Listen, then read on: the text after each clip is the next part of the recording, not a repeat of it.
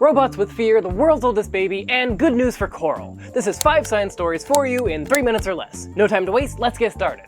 Engineers programmed fear into robots and it made them better at adapting to changing environments. One of the challenges of robotics is making the robots adaptable for unpredictable environments. This system is a reinforcement learning system modeled after a psychological paradigm wherein the brain has a high-road system, where it acts based on experience, and a low-road system that's more cautious and emotional. The reinforcement learning system means that the model can react in real time to changing circumstances, and giving the robots a sense of self-preservation made them move much more carefully in tests as compared to conventional robots. The world's oldest baby has been born in the US. The baby was born from a 30-year-old embryo frozen in 1994 using an older IVF technique. Rejoice Fertility Clinic in Knoxville, Tennessee has become specialized in thawing and using older embryos because of the principle of giving every embryo in storage a chance at life.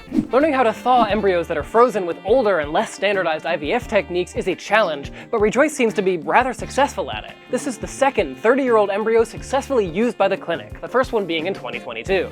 The birth was described as rough, but otherwise the baby appears to be healthy. Researchers have found a simple way to help baby coral. Young coral, called recruits, are especially vulnerable to high temperatures and high acidity.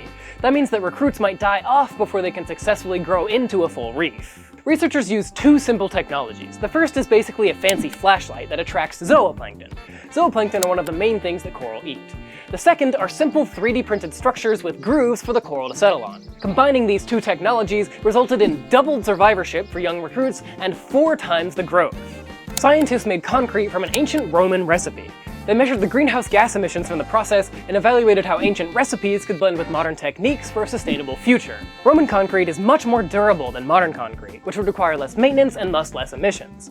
The process itself used the same or more CO2 as modern formulas, but it produced much smaller amounts of other greenhouse gases. At this point, it's still a toss-up if using Roman concrete would be better, but there's enough evidence to suggest that there are some lessons we can learn and integrate into new techniques. And finally, we now know why some rovers have gotten stuck on Mars or the Moon. Rovers are usually tested in deserts to test them on sand. But obviously the Moon and Mars have less gravity than Earth. The way scientists have accounted for this in testing is by building models with less mass. The Moon has 1/6 the gravity of Earth, for example, so lunar rovers are built with 1/6 the mass to test the designs on Earth. But what we've forgotten to take into account is the way that gravity affects the grains of sand. The Moon's surface is fluffier and the particles will move more freely, resulting in less traction. It makes complete sense in retrospect, but it's just one of so many things to be aware of and keep track of when designing gear to leave the planet. That's all for now. You can support me on Patreon and Ko-Fi and subscribe for more next week.